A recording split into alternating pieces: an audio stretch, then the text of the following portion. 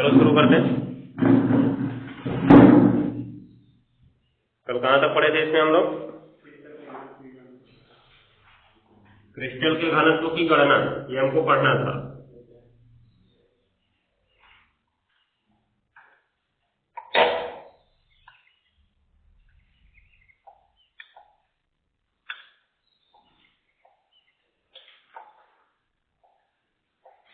कल हमने ये पढ़ लिया था कि अगर हमारे पास कोई क्रिस्टल है तो उसमें एकांक आयतन में जो इकाई सेल होते हैं उनका द्रव्यमान, एकांक आयतन में इकाई सेल का द्रव्यमान उस क्रिस्टल का क्या कहलाता है? घनत्व कहलाता है। ठीक है, तो हमको इसके बारे में फॉर्मूला पढ़ना है और उस फॉर्मूले की सहायता से हम घनत्व कैसे निकालते हैं ये हमको समझना है। तो लिखेंगे हम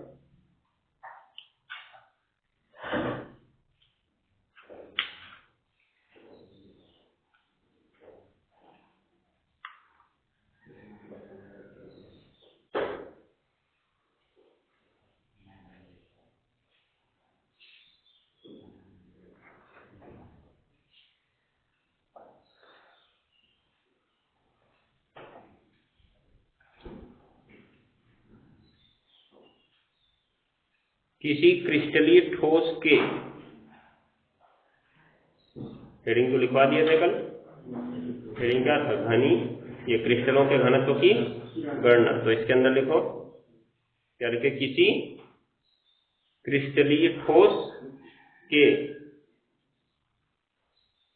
या क्रिस्टलीय ठोस के ही शुरू कर सकते हो। किसी क्रिस्टलीय ठोस के घनीय क्रिस्टल का घनत्व, किसी क्रिस्टलीय ठोस के घनीय क्रिस्टल का घनत्व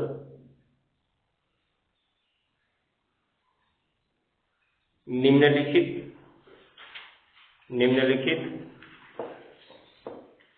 सूत्र से ज्ञात किया जा सकता है।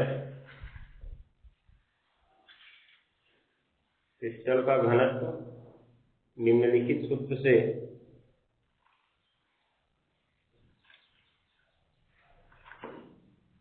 ज्ञात किया जा सकता है।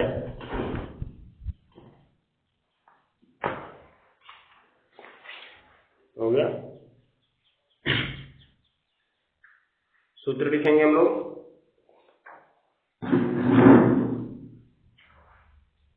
रो बराबर, घनत्व को हम रो से प्रदर्शित करते हैं। तो घनत्व रो बराबर हो गया जेड गुणा एम बटे ए क्यूब गुणा एन ए, चाहे कैपिटल ए भी लिख सकते हो। यहाँ पे हम कैपिटल ए ही लिख देते हैं क्योंकि स्मॉल है यहाँ पे दिखता है। तो सूत्र बना घनत्व रो बराबर जेड गुणा एम बटे ए क्यूब गुणा एन ए। हो गया? नोट कर लो इसको। अब इसके बारे में समझते हैं कौन सी चीज क्या है, फिर सवाल लगाते हैं।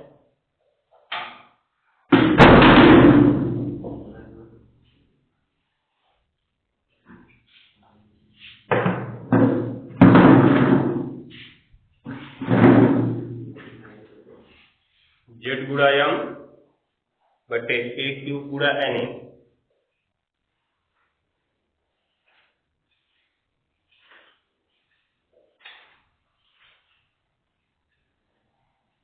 हो गया? नीचे लिखो जहां जहां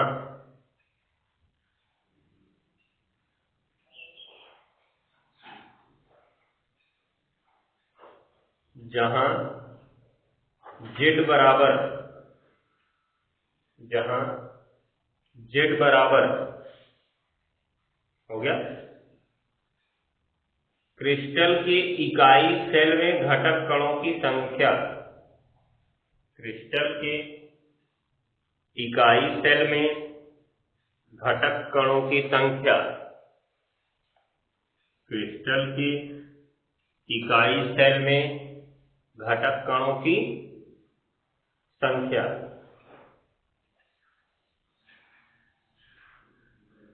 हो गया ना? तो अब देखो यहां पर तुम्हारा HCC के लिए कितना होगा जेड तक?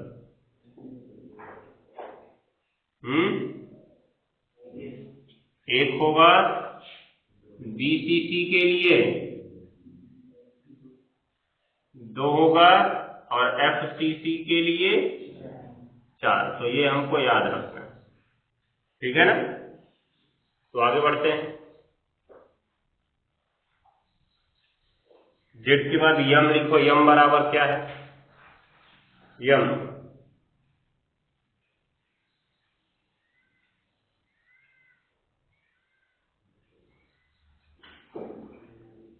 यम क्या है? इसमें तत्व का परमाणु भार या यौगिक का अणु भार। अगर तत्व है तो उसका परमाणु भार रहेगा और यौगिक है तो उसका अणु भार रहेगा, या सीधे शब्दों में कह दें तो मोलर द्रव्यमान, क्योंकि मोलर द्रव्यमान में सब आ जाता है। तत्व है तो परमाणु भार, यौगिक है तो अणु भार।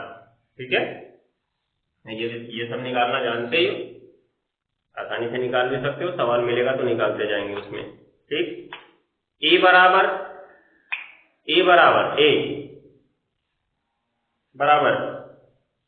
इकाई सेल की कोर लंबाई, हम लोग पीछे पढ़ चुके हैं। ए बराबर इकाई सेल की कोर लंबाई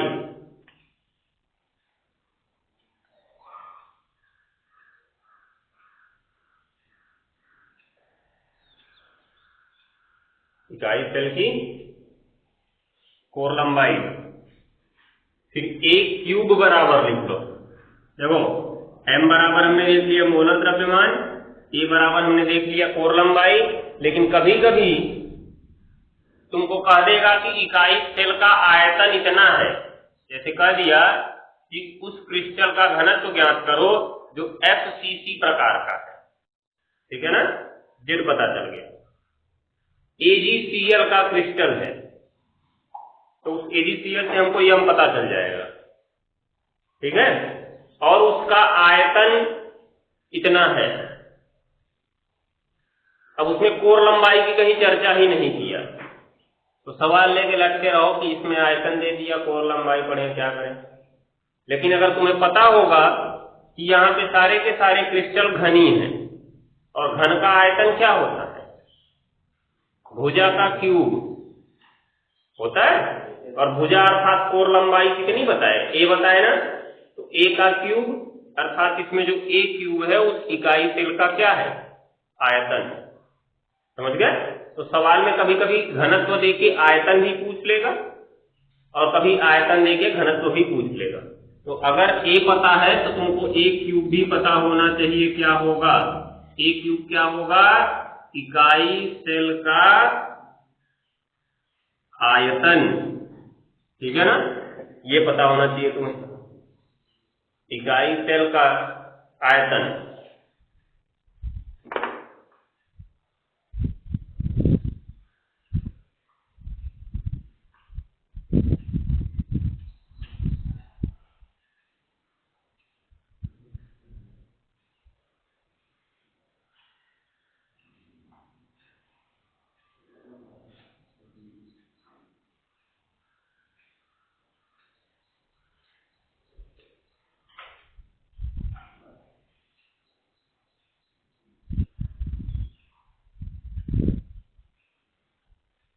इकाई सेल का आयतन हो गया।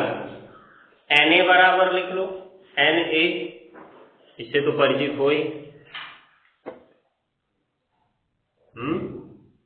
क्या है? एवोगाड्रो संख्या, जिसका मान होता है 6.022। कभी कभी 2-3 भी लिखते हैं, 2-2 भी लिखते हैं। हम 2-3 लिख रहे हैं, गुणा 10 की घात 23। अणु है तो अणु होता है, परमाणु है तो परमाणु होता है, आयन है तो आयन होता है। ठीक है, तो इस प्रकार से हमने देख लिया क्रिस्टल का घनत्व हम किस सूत्र से ज्ञात करेंगे। यह सूत्र तुम्हारे लिए बहुत महत्वपूर्ण सूत्र है, वेरी इंपॉर्टेंट फॉर्मूला। इस पे एक सवाल तुम्हारा फिक्स रहेगा, ठीक है। तो इसमें तुमको सारी चीजें ज्ञात होनी चाहिए। कौन कौन सी चीजें क्या है सब दी गई रहेंगी। एक चीज तुमको ज्ञात करना रहेगा, कभी कभी तो पूछ लेता है अवोगाद्रो संख्या ही ज्ञात करो, अर्थात घनत्व भी दे देगा, जेड भी दे देगा, एम भी दे देगा, ए भी दे देगा, अवोगाद्रो संख्या तुमसे पूछ लेगा। तो ध्यान दिया रहना, ऐसा नहीं है कि अवोगाद्रो संख्या तुमको एग्जैक्ट पता है तो उसका मान नहीं पूछेगा, वो भी पूछ सकता है। तो कह देना रहे हम पढ़े डायरेक्ट लिख देते हैं 6.022 10 की घात 23, डायरेक्ट नहीं लिखना है, पूरा हल करके लिखना है, ठीक। तो आगे बढ़ते हैं। नीचे एक सिंगल इंडिकेट पॉइंट SCC के लिए Z बराबर 1,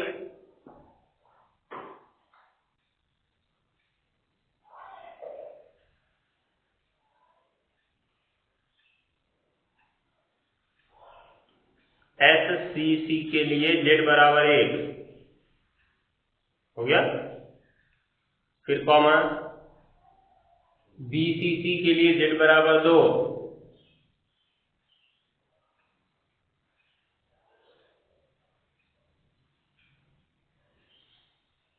तथा FCC के लिए Z बराबर 4, FCC के लिए Z बराबर 4।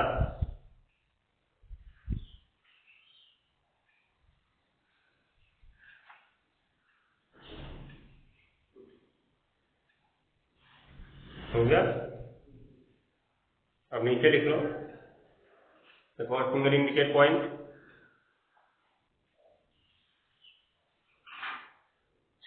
किसी क्रिस्टल के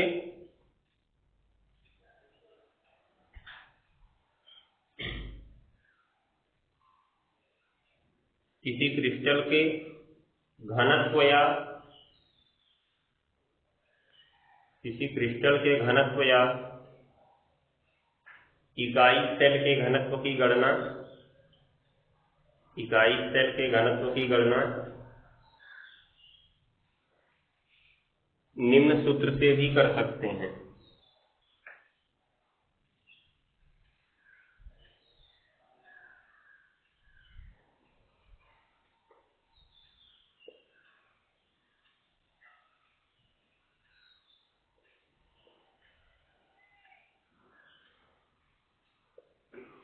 देखो घनत्व बराबर तुम सूत्र जानते हो, द्रव्यमान बट्टे आयतन। तो कह दिया गया कभी कभी किसी इकाई सेल का द्रव्यमान इतना है, उसकी कोर लंबाई इतनी है, तो उसका घनत्व बताओ।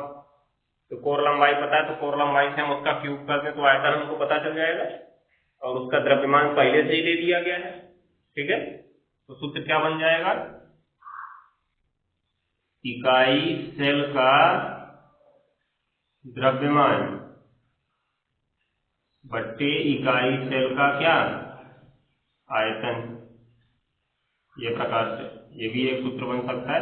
इस पे ज्यादा सवाल नहीं पूछा गया, लेकिन याद रखो कभी कभी तुमसे 1 नंबर में डायरेक्ट ही पूछा जा सकता है, क्योंकि वो छोटे में रख जाएगा। ये नोट कर लो उसको भी,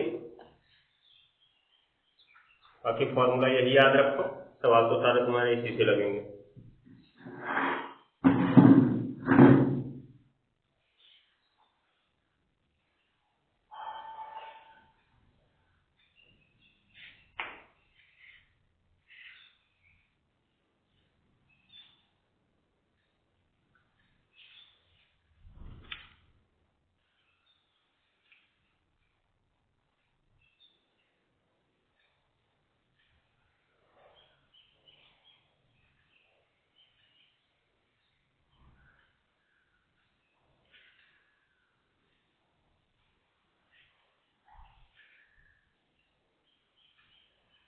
हो गया।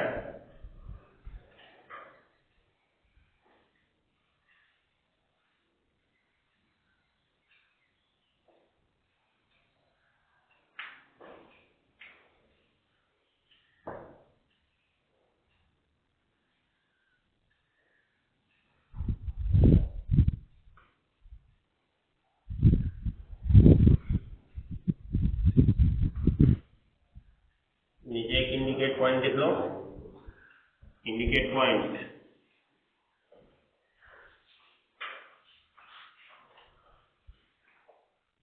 क्रिस्टल का घनत्व ज्ञात करते समय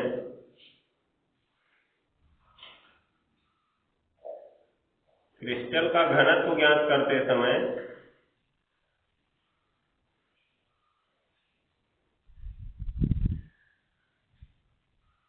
क्रिस्टल का घनत्व ज्ञात करते समय हो गया सभी मात्रक एक ही पद्धति ज्ञात करते समय सभी मात्रक एक ही पद्धति सभी मात्रक एक ही पद्धति जैसे जैसे MKS या CGS जैसे MKS या CGS में लेते हैं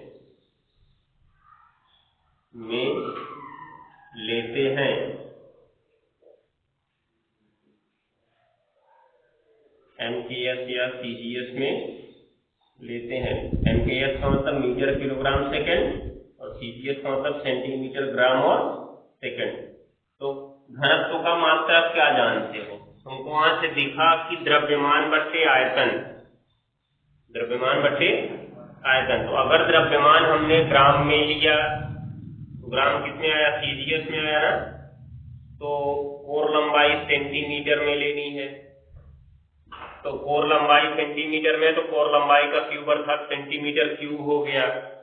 तो अगर घनत्व ग्राम प्रति सेंटीमीटर क्यूब में निकालना है, किसमें निकालना है? ग्राम प्रति सेंटीमीटर क्यूब में। कोर लंबाई A का मात्रक जो होगा सेंटीमीटर में लेंगे और जो द्रव्यमान m का मात्रक होगा वो ग्राम में लेंगे। ठीक है, जैसे लिख लो, जैसे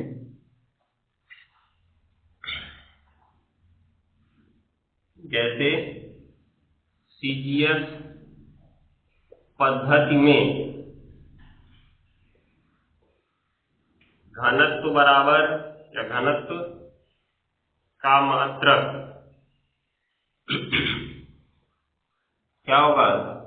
ग्राम प्रति सेंटीमीटर क्यूब हो गया ना। तो कोर लंबाई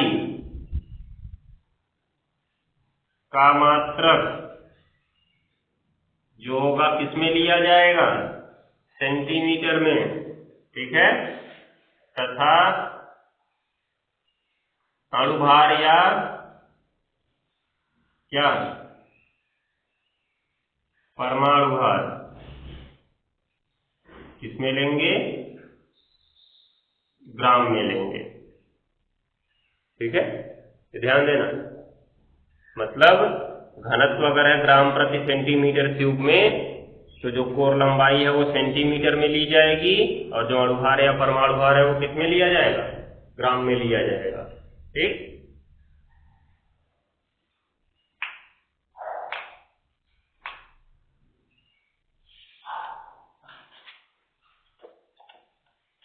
इसी प्रकार दूसरा नंबर लिख लो। इसी प्रकार MKS पद्धति में यदि घनत्व जो है किग्रा प्रति मीटर क्यूब में लिया गया, तो जो कोर लंबाई है वो किसमें लेंगे? मीटर में, तथा परमाणु भार या अणुभार ये किसमें लेंगे? किग्रा में। हो गया, नोट कर लो। इस प्रकार से तुमको याद रखना है।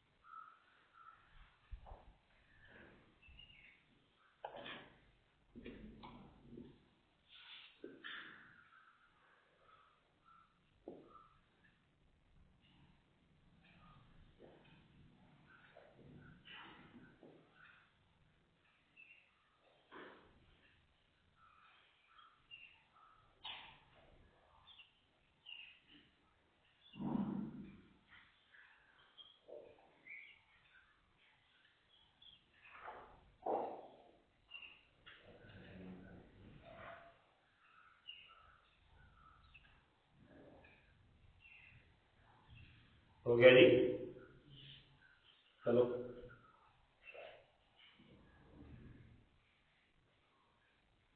अब एक क्वेश्चन लिखते हैं। इसमें क्वेश्चन से पहले कॉपी के सबसे ऊपर लिख लो। कॉपी के सबसे ऊपर ऐसे है, एक पीएम, पीएम का मतलब पिकोमीटर बराबर 10 की घात -12 मीटर या 10 की घात -10 सेंटीमीटर। अगर उसको मीटर में बदलना हुआ तो 10 की घात -12 का गुणा कराएंगे, और सेंटीमीटर में बदलना हुआ तो 10 की घात -10 का गुणा कराएंगे। ठीक है,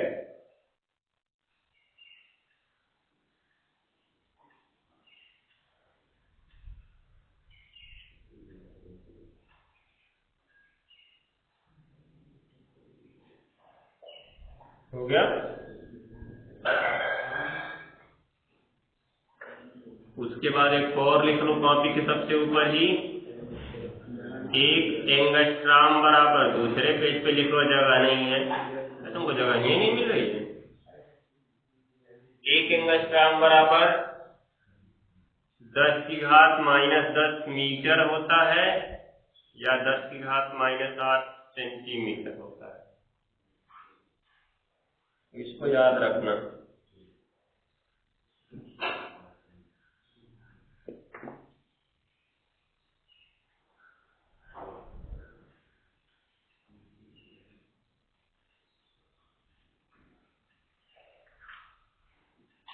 हो गया।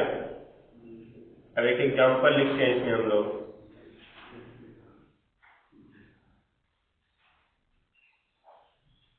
एक तत्व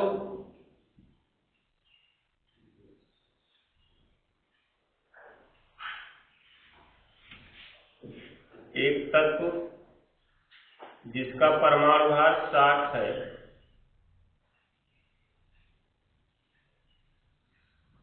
एक तत्व जिसका परमाणु भार 60 है,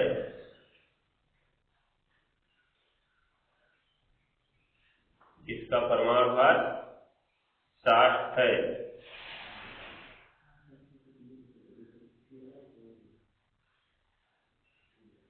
एक तत्व जिसका परमाणु भार 60 है, 60 है, हो गया। वह FCC प्रकार का जालक बनाता है, वह FCC प्रकार का जालक बनाता है,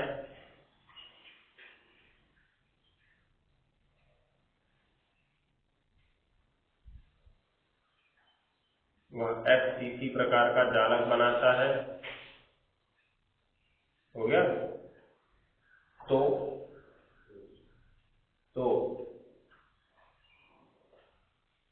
उस तत्व के क्रिस्टल के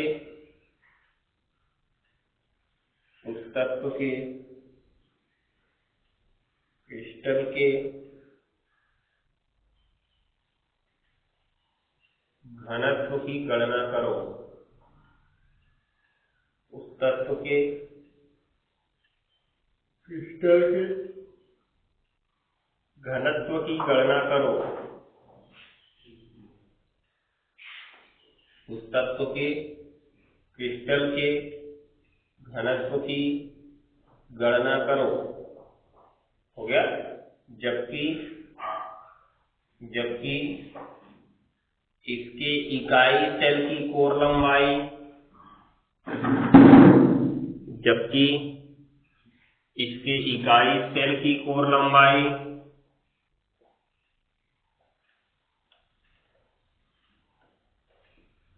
हो गया 4 एंगस्ट्रॉम है, 4 एंगस्ट्रॉम है, 4 एंगस्ट्रॉम है, हो गया ना। अभी इसी को पिकोमीटर में दिया होता तो 4 की जगह 400 कर दिया होता।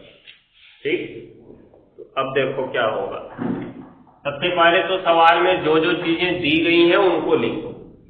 सवाल में पहले कहा तत्व का जो क्या है परमाणु भार कितना है 7, तो सबसे पहले ऐसे लिखोगे क्योंकि दिया है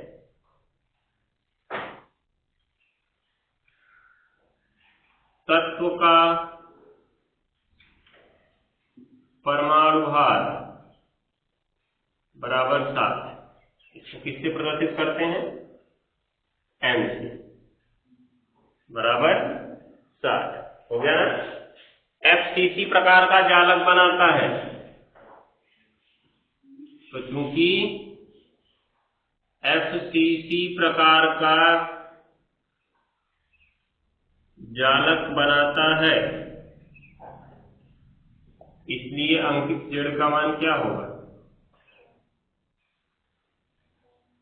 तो किससे पूछें।